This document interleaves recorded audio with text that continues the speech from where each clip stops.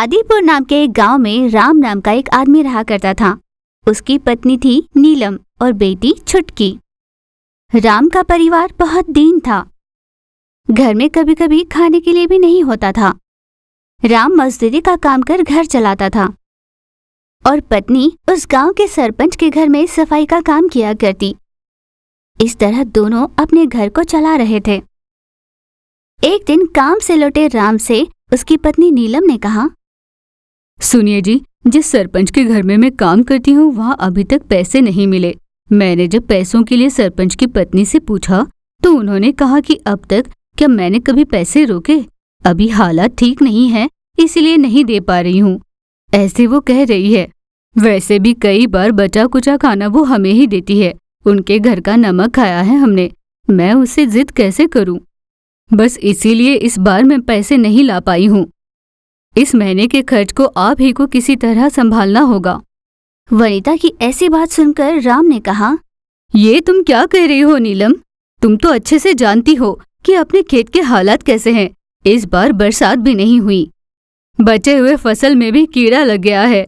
इस बार फसल से कोई भी फायदा नहीं हुआ है, सब नुकसान ही है। मैं तो ये सोच रहा था कि कर्ज कैसे फेडूंगा और ऊपर से तुम कह रहे हो कि मुझे ही संभालना होगा।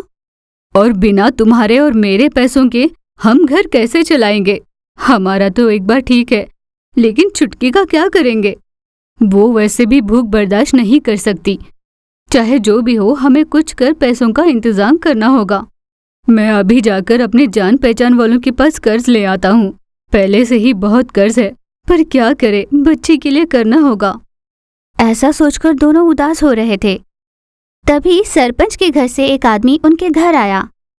नीलम जी, मैं सरपंच के घर से आया हूँ। सरपंच की पत्नी से आपको कोई काम है, आपको तुरंत आने के लिए कहा है। ठीक है, मैं बस अभी आ रही हूँ। ऐसा विनय से कहकर वो अपने पति राम के पास आई। सुनिए जी, आप खेती की ओर जा रहे हो ना? मैं छुटकी को लेकर सरपंच के घर हो आती हूँ। ऐसा कहकर नीलम सरपंच के घर के लिए निकली, साथ में छुटकी को लिए। वहां नीलम के साथ छुटकी को देखकर सरपंच की पत्नी ने कहा, नीलम, मैं कितनी देर से तुम्हारी राह देख रही हूँ। मेरी बेटी खाने के लिए मान ही नहीं रही है। उस पर सभी के साथ बहुत बदतमीजी कर रही है। कितना समझाने पर भी समझ नहीं रही। कितना समझाने पर भी मुंह फुलाकर एक कोने में बैठी है बिना खाना खाए। जिद कर अपने पापा से मिनी बाइक मंगवा ली है उसने। इतने पैसे वाले होने के बावजूद भी हम उसे संभाल नहीं पा रहे हैं, और तुम अपने बेटी को कितने अनुशासन से बढ़ा रही हो। क्यों न तुम अपनी बेटी को मेरी बेटी के पास छोड़ा करो, देखते हैं कि उसमें कुछ बदलाव आते हैं क्या। मालकिन जी, इसमें पूछने वाली क्या बात है? आप जैसा कहो वैसे ही सही। ऐसे नीलम ने लक्ष्मी से कहा। उस दिन से हर रोज नीलम छुटकी को लेकर सरपंच के घर जाया करती। शाम तक वहां रहने के बाद छुटकी को अपने साथ लिए घर वापस लौटती। ऐसे ही कुछ दिन गुजरे। नीलम ने देखा कि छुटकी में कुछ बदलाव आए थे। एक दिन सरपंच की पत्नी ने नीलम की बेटी छुटकी के लिए एक साइकिल दी। उसे लेकर नीलम घर पहुंची। छुटकी साइकिल चलाया करती तो नीलम उसे खाना खिलाती थी। माँ, ये कैसी जिंदगी है? क्या मैं लोगों के दिए हुए पे ही जीऊंगी? क्या हम कभी भी अपने पैसों से कोई चीज नहीं खरीद सकते? मुझे ये वाली साइकिल नहीं चाहिए। मुझे भी मोनिका की तरह बाइक चाहिए, और वो भी मुझे कल के कल चाहिए। अगर कल मुझे बाइक नहीं मिला तो देख लो। छुटकी बेटा, ये तुम क्या कह रही हो? कल के कल बाइक कहाँ से आएगी? क्या हम उनकी तरह धनवान हैं? अपने बच्चों की मांगे पूरी नहीं करने वाले ऐसे माँ बाप थोड़ी होते हैं। वैसे भी जब बच्चों को पाल न सको तो तुमने पैदा किया ही क्यों? इस तरह अपने माँ को छुटकी ने अपमानित किया।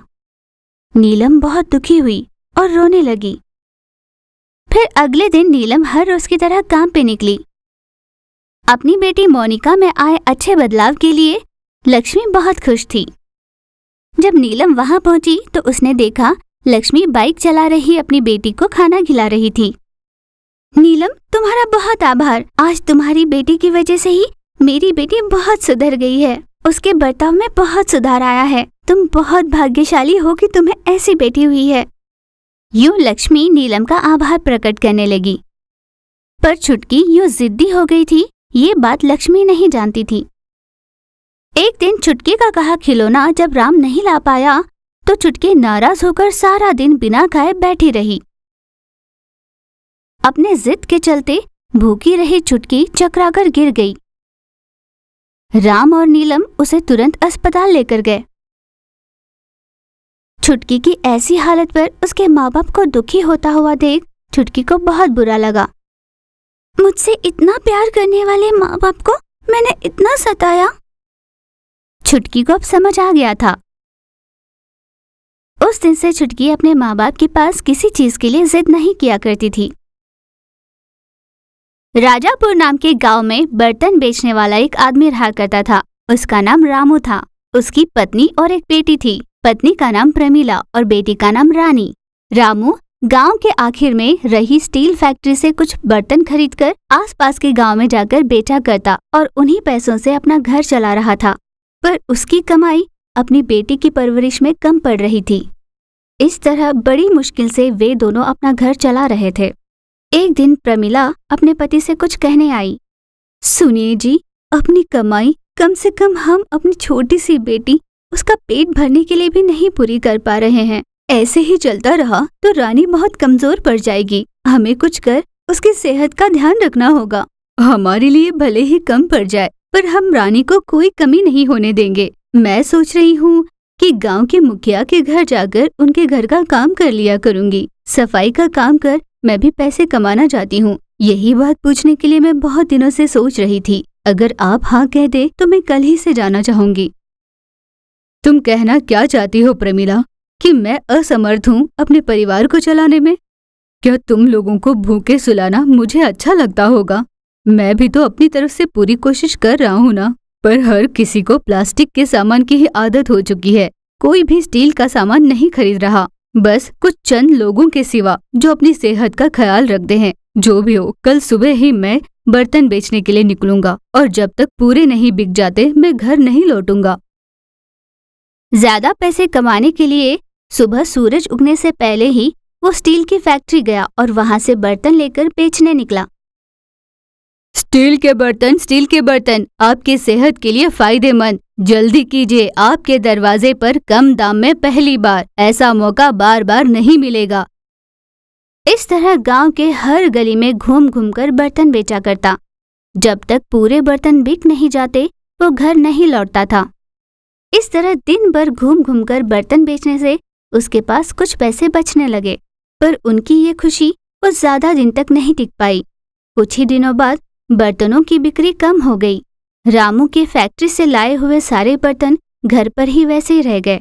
एक दिन बर्तनों की पोटली लेकर निकले रामू को दिन भर में एक भी बर्तन नहीं बिका। उसकी सारी मेहनत विफल हुई। एक भी बर्तन के ना बिकने पर निराश खड़े रामू के पास दौड़कर उसकी बेटी आई। पापा, आपको पता है मैंने एक अनोखी सी चीज बनाई है। आपकी बहुत मेहनत के बाद भी एक भी बर्तन नहीं बिक रहा ना। वो सारे बर्तन घर पर ही रह गए थे ना। मैंने उन सबको इकट्ठा कर एक बाइक तैयार की है। मैंने बाइक को तो जोड़ दिया पर उसमें मोटर कैसे लगाए मुझे नहीं समझ रहा। पापा आइए ना, देखिए ना। पहले से ही रामू एक भी बर्तन ना बिकने के कारण निराश था। उस पर जब उसने रानी के मुंह से ये सुना कि ना बिके हुए बर्तन, तब उसको और गुस्सा आया। उसके दिमाग में यही बात बार बार घूम रही थी और चिड़चिड़ाया हुआ हताश रामू, रानी चुप कर, क्या बड़बड़ कर रही है? ये सारी मुश्किल भी तुम्हारी ही वजह से आई है। जब तक मेरा दिमाग ठंडा नहीं होता मेरे सामने मत आना। पापा के ऐसे चिल्लाने पर रानी को बहुत दुख हुआ। उसने सोच लिया कि अपने पापा का गुस्सा कम होने तक वो घर वापस लौटकर नहीं आएगी और रोते हुए बाहर निकल पड़ी। तब वहीं से गुजर रहे सुंदर नाम के एक आदमी ने रानी को देखा। रानी बेटा, क्यों रो रही हो? तुम मुझे बताओ, मैं तुम्हारी समस्या दूर करूंगा। बताओ बेटा, क्या तुम्हें किसी ने कुछ कहा? सुंदर अंकल, मैंने घर में रहे कुछ स्टील के सामान से बाइक बनाई है, पर उसमें इंजन कैसे बिठाते हैं मुझे नहीं समझा। मैंने जब पापा से ये बात पूछी तो उन्होंने मुझे डांटा। मुझे समझ नहीं आया कि क्या करूं, इसलिए मैं बाहर आ गई। कोई बात नहीं बेटा, तुम पहले जाकर उस बाइक को यहाँ लेकर आना। तुम तो जानती हो ना कि मैं एक मैकेनिक हूँ। मैं उसमें इंजन फिट कर दूंगा। ऐसे सुंदर ने कहा। उसके बाद सुंदर ने अपने मैकेनिक शेड के अंदर उस बाइक में इंजन बिठा दिया। उस स्टील की बाइक पर बैठकर रानी पूरे गांव में घूमने लगी। गांव के सभी लोग उसे इस तरह स्टील की बाइक चलाते हुए देख अचरज में थे। रानी जब उस स्टील की बाइक को लिए अपने घर गई तो राम और प्रमिला ये देखकर चौंक गए। रानी की बनाई हुई बाइक देखकर राम बहुत खुश हुआ। जब सुबह तुम स्टील की बाइक की बात कर रही थी तब मुझे ये नहीं पता था कि सच में तुम्हारा दिमाग इतना तेज है। तुम्हारी बनाई हुई बाइक को देखकर मुझे तुम पर बहुत गर्व हो रहा है बेटा। नहीं पापा, सुबह आपके हालात ही ऐसे थे, पर आपने मुझे डांटा, यही तो मेरे काम आया ना, ऐसा रानी ने कहा। उस दिन से रामू अपनी बेटी की बनाई हुई उस स्टील के सामान के बाइक पर बर्तन बेचने जाने लगा। उसकी वो बाइक बहुत अद्भुत और अनोखी थी, जिस कारण लोग उससे आकर्षित हुआ करते और उसके बर्तनों को खरीदा करते। इस तरह रानी की चतुराई ने उनके घर के हालात बदल दिए। इस तरह उसने स्टील की बाइक की सहायता से बर्तनों को बेचकर पैसे कमाने शुरू किए और वे लोग खुश रहने लगे।